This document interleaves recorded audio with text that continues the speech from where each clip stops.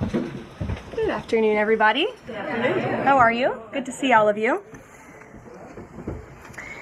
What we've witnessed President Trump accomplish over the last few days has been nothing short of remarkable. We are now 3.5 years into the war between Russia and Ukraine, a brutal conflict that has claimed hundreds of thousands of Russian and Ukrainian lives and cost trillions of dollars. The weakness and incompetence of Joe Biden foolishly allowed the killing to start in the first place.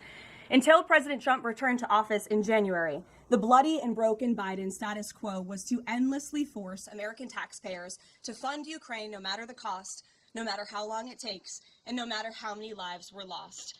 There is no denying that Biden's America Last foreign policy moved the world further away from peace. President Trump rejected that failed approach, and instead, over the last 7 months, has relentlessly pursued peace throughout his second term. And thanks to President Trump's efforts, we finally have movement after years of deadly gridlock. On Friday, as you all know, many of you were there, President Trump hosted Russian President Vladimir Putin in Anchorage, Alaska, for a bilateral meeting. This was the first time President Putin has been to the United States since 2015, and the first time he has met with an American president in years. President Putin publicly confirmed what President Trump has said all along. The war between Russia and Ukraine never would have started in the first place if President Trump were in office. This was always obvious to any person with a shred of common sense. Just look at what took place during the last 4 administrations. Under George W. Bush, Russia invaded Georgia. Under Barack Obama, Russia took Crimea. Under Joe Biden, Russia invaded Ukraine. But under President Trump, Russia did not invade nor take anything.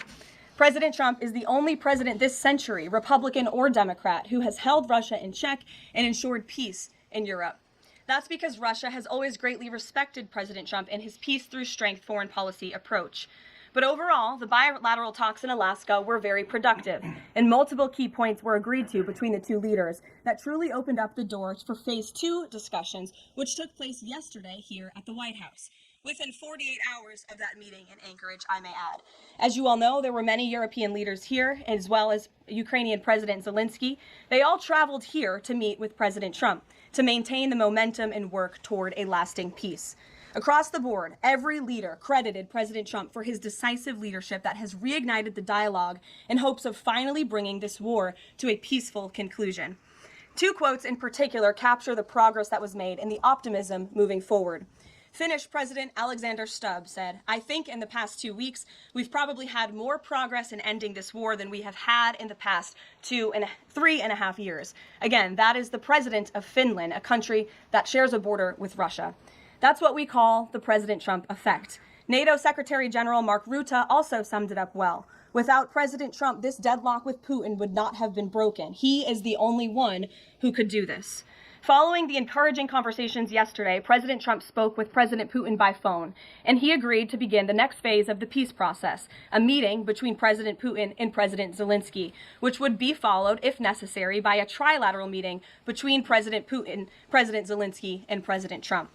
As the president said, Vice President Vance, Secretary Rubio, and Special Envoy Witkoff will continue to coordinate with Russia and Ukraine to make this happen as soon as possible. It's very important to remember that before President Trump's landslide victory last November, there was no end in sight to this bloodshed. Now, there may finally be light at the end of the tunnel and an opportunity for lasting peace. That's because President Trump is the peace president, and American leadership is back on the world stage. It should not be lost on anyone in this room that world leaders are coming right here to Washington, D.C. for help. While previous presidents have traveled halfway around the world to apologize for America, President Trump stands up for America, and he has firmly restored America's status as the undisputed leader of the free world. However, one thing that has absolutely not changed is the media's negative and downright false coverage of President Trump and his foreign policy accomplishments. From the beginning of this entire process, much of the left-wing media has been actively rooting against the President of the United States in the pursuit of peace. Initially, the media ridiculously claimed that President Trump was somehow beholden to Russia for even agreeing to have a face-to-face discussion with President Putin inside of the United States. The media said President Trump was making a grave mistake by, quote, legitimizing Putin. They were aghast that President Trump would treat another world leader like a world leader. The media relentlessly attacked President Trump and claimed he suffered a, quote, major defeat for not immediately emerging with a final agreement, even though he said heading into that meeting, this was a meeting to listen and to understand how to move the ball forward. All weekend following those historic U.S.-Russia bilateral talks, we listened to clueless pundits on television trying but failing to claim that the president had failed. The so-called experts in the foreign policy establishment, whose record is nothing but endless wars, trillions of wasted taxpayer dollars, and dead Americans, have the nerve to try and lecture President Trump, who has solved 7 global conflicts in 7 months, about peace. This is the same president, by the way, who brokered the Abraham Accords in his first term, on top of more than half a dozen other peace deals this year alone, as I just said. We also saw yesterday the president of Ukraine and all of the other major leaders of Europe fly across the Atlantic Ocean to meet President Trump at the White House because of the progress that was made, and that, if you ask the media, failed meeting, but it was not. It was highly productive and it was successful. This is why Americans' trust in the mass media is at a lowest point in more than 5 decades. Diplomacy is a delicate process, and instead of reporting the facts about what is happening here at this White House and what is happening between this president and other leaders around the world, many outlets in this room continue to try to actively undermine the president and sabotage the efforts towards peace. That is why I felt the need to set the record straight. In other news on the home front, President Trump's efforts to make D.C. safe again are working. There have been a total of 465 arrests since the start of this operation on Thursday, August 7th. Last night, there were a total of 52 arrests, including the arrest of an illegal alien MS-13 gang member with convictions for DWI and drug possession. Thanks to President Trump's leadership and the outstanding work of both federal and local law enforcement, dangerous gang members like the one picked up last night will not be allowed on the streets of our nation's capital. Other arrests last night included assault with a deadly weapon for stabbing, parole violation for robbery, murder, outstanding warrant for attempted murder, assault on federal law enforcement officer, and felony assault. 4 more homeless encampments were also removed during yesterday's reporting period. To date, a total of 48 homeless encampments have been cleared in Washington, D.C. by multi-agency teams. MPD patrol units are actively working with city officials to locate and clear additional encampments and remove homeless residents off of Washington's streets. And despite fake narratives from the media, again, a significant number of the arrests have been in high-crime areas of D.C. In fact, nearly half of all of the non-illegal alien-related arrests have occurred in wards 7 and 8, the 2 wards that have the highest number of violent crime, as well as homicides and assaults with dangerous weapons last year. So while Democrats continue to coddle violent criminals, President Trump and this administration are focused on putting them behind bars and unapologetically standing up for the safety of law-abiding American citizens, and the White House will continue to provide all of you with the results of this operation in the days ahead. So with that, I will take your questions today. Here in our new media seat today, we have Jack Posobiec, who joined us in Anchorage, Alaska last week. Jack, thanks for being here. Why don't you kick us off? Caroline, thanks so much. So a couple of questions regarding the status of these peace talks. Obviously, we saw the president and President Putin there in Anchorage. We saw the world leaders here yesterday with this summit. We've heard phrases like coalition of the willing. We've also heard Article 5-like guarantees. When it comes to the security guarantees, what is the current status of that? I know the president earlier today mentioned boots on the ground would be UK, France, Germany possibly, but unequivocally said no U.S. troops on the ground, but U.S. coordination. Can you elaborate on that, and what would the red lines be? Sure. Well, you got to the heart of what I was going to say to all of you today on security guarantees, which is the president has definitively stated U.S. boots will not be on the ground in Ukraine, but we can certainly help in the coordination and perhaps provide other means of security guarantees to our European allies. The president understands security guarantees are crucially important to ensure a lasting peace, and he has directed his national security team to coordinate with our friends in Europe and also to continue to cooperate and discuss these matters with Ukraine and Russia as well. Caroline, now, have the Russians responded at all? I know we spoke with President Putin last night. What has been their response? Because we've heard some reports from the Kremlin and others saying they're unequivocally against NATO troops on the ground. Well, look, the president continues to have these conversations with both leaders. Those conversations took place in Anchorage, Alaska, again yesterday with the Europeans and President Zelenskyy, and he has directed his team to come up with a framework for these security guarantees that can be acceptable to help ensure a lasting peace and end this war. And then just last question real quick on this. Regarding some of the funding, we're hearing questions about another round of weapon sales and or possibly a round of U.S. purchases of Ukrainian drones. will that money be funded by the U.S. taxpayers? Are we finally going to see an end to the U.S. taxpayer-funded, seemingly endless mandate for these foreign wars? Well, the president is very sensitive to the needs of the American taxpayer, and immediately upon entering office back in January, he made it very clear that we're not going to continue writing blank checks to fund a war very far away, which is why he came up with the very creative solution to have NATO purchase American weaponry because it is the best in the world, and then to backfill the needs of the Ukrainian army and the Ukrainian people and their military. So that's the solution the president has came up with. We'll continue to see that forward. As for any additional sales, I'll have to defer you to the Department of Defense. Thanks, Jack. Kelly. What has President Trump learned that tells him that Vladimir Putin would be willing to make a deal for him, for President Trump? Well, the president has learned a lot, which is part of the reason he opened up this dialogue. The previous administration, who oversaw the beginning of this war, refused to talk. And President Trump has always said, in order to learn, in order to move the ball forward with diplomacy and towards peace, you have to have open dialogue. And so that's why the president has had several conversations by phone and, of course, an in-person meeting last Friday with President Putin. He also has talked to President Zelenskyy dozens of times, had him here at the White House yesterday, and he's understanding what both sides want, what both sides are going to have to give up. And he has always said, in order to get a good deal, both sides are going to have to walk away a little bit unhappy. So he continues to learn a lot throughout these conversations, which is why we've seen progress from both sides. And I would also just add, when it comes to learning and moving the ball forward, look at how both Russia and Ukraine have actually talked directly for the first time in many years, thanks to the efforts of this president and this administration. For President Trump, though, what do you think Putin's motivation is to try to do something for President Trump, as opposed to just resolving the conflict? I think, as I just spoke to in my opening remarks, Kelly, Russia and all countries around this world actually respect the United States again. And the president is using the might of American strength to demand that respect from our allies, our friends, our adversaries all around the world. And we've seen that not just lead to progress with Russia and Ukraine, but also we've seen it in the closing of 7 global conflicts around the world as well. We've seen it with the release of hostages in Gaza. You've seen it with the end of the conflict between India and Pakistan, which could have resulted in a nuclear war if we had not had a president who believed in the strength and the leverage that comes with the job of being the president of the United States of America. Rachel. Thanks, Caroline. Heading into Alaska, a lot of the focus in the talk was on this trilateral meeting between these 3 leaders. Can you explain how this went from a trilateral meeting involving President Trump to now the focus being on this bilateral meeting without the president first? Well, look, the president has spoken to both leaders about this, and both leaders have expressed a willingness to sit down with each other. And so our national security team will help both countries do that. Ultimately, the president has always said that there are areas of disagreement in this war that will have to be discussed and decided upon by these 2 countries. And so he wants these 2 countries to engage in direct diplomacy. He's said that from the very beginning, which is why he's agreeable to the idea of having President Zelenskyy and President Putin get together. And I understand accommodations for that meeting are underway. As soon as we hear more details, we'll be sure to let all of you know. And just a quick follow-up. We know as of right now, there is no ceasefire in place. We've seen Russia continue its attacks on Ukraine. What indications is the president getting from Putin that he wants to have this meeting with Zelenskyy soon? Because he spoke to him directly yesterday. And he expressed that Haley, sooner rather than later. He spoke to that directly yesterday, and the president put that in his statement that he gave to all of you, the news media, knowing you'd be asking following that conversation in the effort of transparency.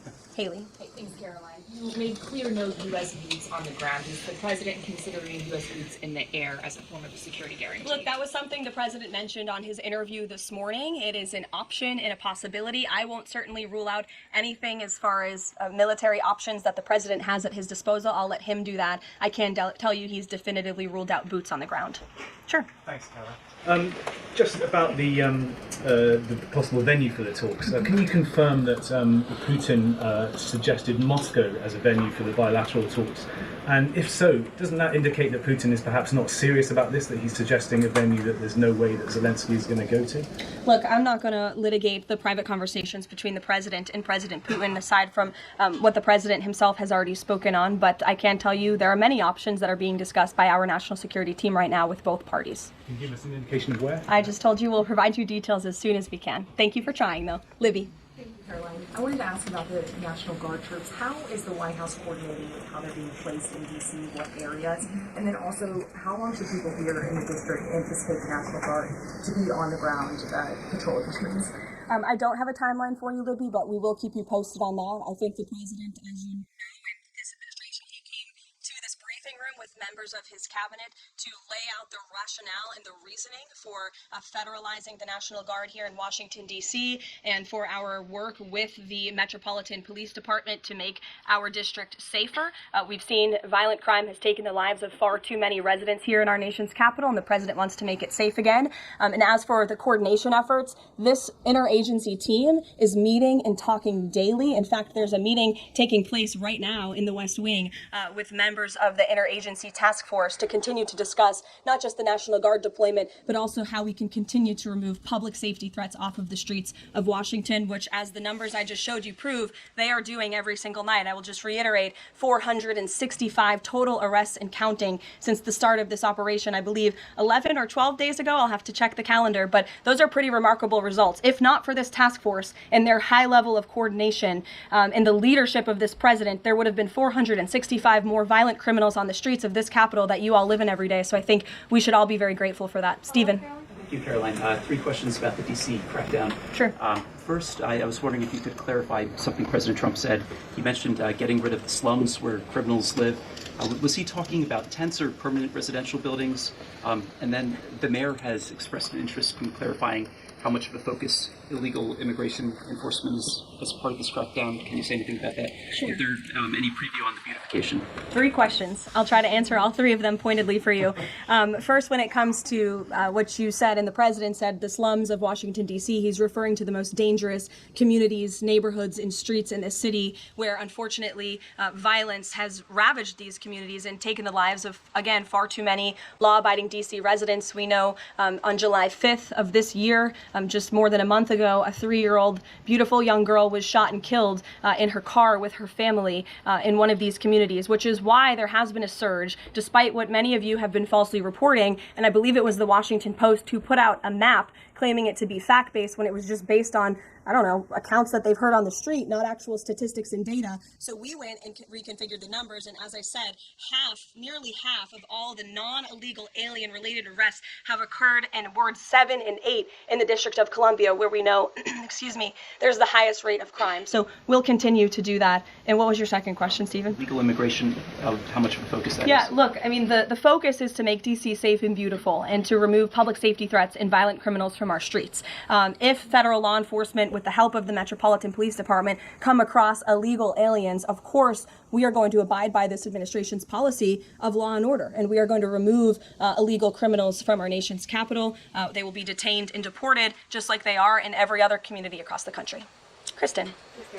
First question is, whose idea was it to change the next steps from a trilateral to a bilateral meeting? It was an idea that evolved in the course of the president's conversations with both President Putin, President Zelenskyy, and the European leaders yesterday. And as you saw, Kristen, with all of those European leaders leaving the White House, including the NATO Secretary General, they all agreed that this is a great first step. And it's a good thing that these 2 leaders are going to be sitting down together, and the president expects that to happen. And how long is Trump willing to wait and operate in good faith for Putin to actually arrange a meeting before he intervenes? Look, the president has put tremendous public pressure to bring this war to a close. He's taken actions, as you've seen, sanctions on India and other actions as well. He's made himself very clear that he wants to see this war end. And he has scoffed at the ideas of others that have been raised that we should wait another month before any meeting takes place. The president wants to move, and he wants to bring this war to an end as quickly as possible. Something you said earlier about Putin agreeing to the meeting. The Kremlin seemed to indicate that Putin did not firmly agree to a bilateral. Did he agree to have a sit down with just Zelenskyy on the phone? I can assure you that the United States government and the Trump administration is working with both Russia and Ukraine to make that bilateral happen as we speak. Sean. Hey, if the point is to get everybody on the same page, why wouldn't Trump just take the call from Putin while the other leaders were in the room? So it would be disrespectful to do that. But why is it disrespectful? With all due respect, only a reporter from the New York Times would ask a question like that, Sean. The president met with all of these European leaders at the White House 48 hours after sitting down with President Putin on American soil. In fact, there was so much progress in the readout that was given to these European leaders immediately following his meeting with President Putin that every single one of them got on a plane 48 hours later and flew to the United States of America. And if I could just read for all of you some of the statements from those European leaders yesterday, you had President Zelenskyy himself himself, saying it was a very good conversation. It was really good. We spoke about very sensitive points. The Secretary General, Mark Rutte, it was the president, only because of the president, that this deadlock was broken, but with President Putin by starting a dialogue. So these leaders, who this war is in their backyard, are very grateful that the president took that call and that he was there to provide them with a readout of Russia's thinking on this, something that was not done by the previous administration at all. Catherine. Thank you. Is the White House looking at Budapest as a possible location? I'm not going to confirm or deny locations. We'll provide you with details as soon as we can. The second question, I understand that the White House is working and Congress are working to make this happen. Did Putin promise to do anything with Zelenskyy after the meeting? He has, and I'll just answer that question for you. Franco. Thanks. I just want to clarify. So you are saying that President Trump is considering U.S. pilots and U.S. aircraft potentially supporting European or Ukrainian forces? The president spoke to that himself this morning when he called into Fox and Friends, and I would defer you to his answer. You can read it directly yourself. In addition, can I ask, no boots on the ground, Steve Witkoff's talking about Article 5-like security guarantees. Can you talk about what other Article 5-like security guarantees that are being considered if it's not boots on the ground? These are very sensitive diplomatic discussions that are currently taking place literally as we speak. So I will leave it to the national security team, and I'll leave it to the president to have those private discussions with these leaders as we try to bring this war to an end. And can I ask one Mary more? Margaret, go ahead. Thanks, Caroline. Two questions, if that's okay. So on these meetings, I know you said that the trilateral will take place if necessary. Do you think that we might not need the trilateral and that Zelenskyy and Putin might come to this conclusion on their own? And then as a follow-up, I know the president said on Fox News this morning that he's partially seeking peace in order to get to heaven. Was he joking, or is there spiritual motivation behind his peace deals here? I think the president was serious. I think the president wants to get to heaven, as I hope we all do in this room as well. Annie. Thanks, Caroline. I'm just shifting gears to the Department of Justice for a minute. Can you walk us through why another deputy FBI director was named? Does Trump have any displeasure with how the FBI has been being run to date? And then I have a question about the antitrust division. No, Andrew Bailey is extremely qualified. As you know, he's been serving with honor as the Attorney General of Missouri, and he's been brought on as another set of very credible and experienced hands to work alongside the current Deputy Director, Dan Bongino, under the leadership of the Director, Kash Patel, and the Attorney General, Pam Bondi. And the FBI has been doing a tremendous job. We've seen their agents out on the streets as part of this interagency task force here in Washington. But the crime that they've been stopping here in Washington, they've been doing this for 7 months all across the country. In fact, there's been 19,000 arrests by the FBI nationwide. That's more than double last year in the same time period. Of those, 1,600 arrests were for violent crimes against children. 4,000 child victims have been rescued by this FBI under this current leadership. 1,000 arrests from investigations of foreign terrorist organizations. There's been 1,500 kilos of fentanyl seized. 6,300 kilos of meth have been seized. And 3 of the top 10 most wanted have been arrested so far. Not a single one of the individuals on the top 10 most wanted list were arrested under the previous administration. We've arrested 3 in 7 months. So when you're actually working and enforcing law and order, you need all hands on deck. And so we look forward to welcoming Andrew Bailey to this new post. Jackie. I have a quick question about Roger Alfred, who's a former DOJ official. He gave a speech in Aspen yesterday where he said that senior DOJ aides are cutting deals with favored lobbyists. I'm wondering if the president has any concerns at all with the way the antitrust division is working. I have no idea who that individual is. I don't know why he made those comments. I don't know what basis he's making those comments on. My instinct tells me it's not true, but we will definitely look into them and I'll get you a response. Thank you, Caroline. Jackie. Thanks, Caroline. Since the president often says that this war would not have started if he were in office, and Putin confirmed that. It's true. Do you accept that as true? The Probably. European leaders do. Well, and President Putin himself said that, by the way. He did say that. The question I have, though, is what is the president going to do to ensure that these security guarantees last beyond him into the time when he is no longer president? And does that have to involve Congress at all? Well, he understands the need for that, which he spoke to yesterday. And what's he going to do? It's why he's engaging in so many talks and so many conversations with both sides of this war with our European allies. It's why on the way home from Anchorage, Alaska, very late at night, when I know many of you on the press plane were sleeping and many staff were sleeping, the president himself was still awake at 2 o'clock in the morning talking to European leaders and NATO about how we can ensure a lasting peace and bring this conflict to an end. He has expended an incredible amount of time, energy, and effort into bringing this war to an end, and he remains determined to do that.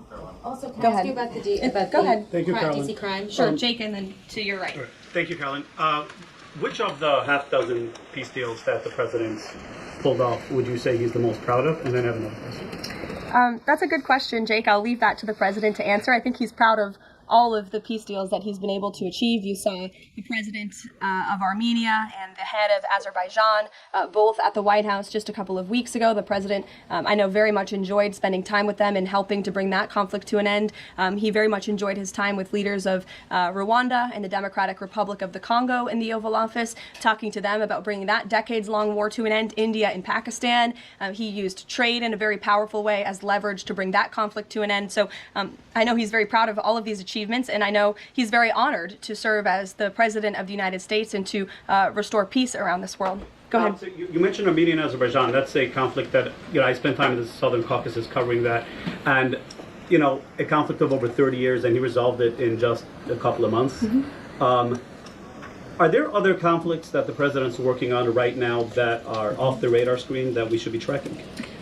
In fact, there are many. The State Department is always working around the clock under the leadership of Secretary Rubio and keeping the president apprised of conflicts that are bubbling up all over the world. But of course, as you all know, as we've talked a lot about in this briefing, he's spending a lot of time right now on ending this war in Russia-Ukraine, and of course the conflict in Israel and Gaza, which he wants to see come to a close as well. Sure, go ahead. So the president said that he's starting a movement to eliminate mail-in voting, but states administer elections, not federal authorities. So can you provide any more details about how the White House plans to eliminate that?